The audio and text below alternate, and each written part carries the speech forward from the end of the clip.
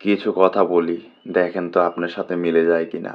আপনার আশেপাশে এমনও মানুষ পাবেন যাদের সাথে আপনার কোনো ঝগড়া হয়নি, কোনো শত্রুতাও নেই। কিন্তু আপনার যে কোনো খারাপ কিছুতে এরা খুশি হয়। আপনার ভালো কিছুতে এদের মন খারাপ হয়।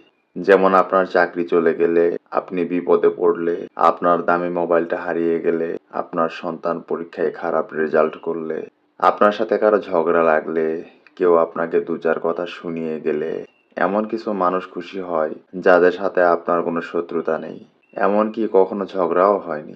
তবে এরা কারা? এরা বাস্তব জীবনে অসুখী, হতাশাগ্রস্ত, জীবনে কখনো বড় অর্জন কিংবা সফলতা না থাকা মানুষেরা। ব্যক্তি জীবনে হতাশা থেকেই এরা অন্যের ভালো কিছু সহ্য করতে পারে না। এদের ক্ষমা করুন। এরা হয় আপনার আত্মীয়, নয়তো প্রতিবেশী, অথবা বন্ধু কিংবা খুব পরিচিত কেউ। ছোট প্রশ্ন, ব্যাপারগুলো কি আপনার আশেপাশের সাথে মিলে যায়? একটু জানাবেন।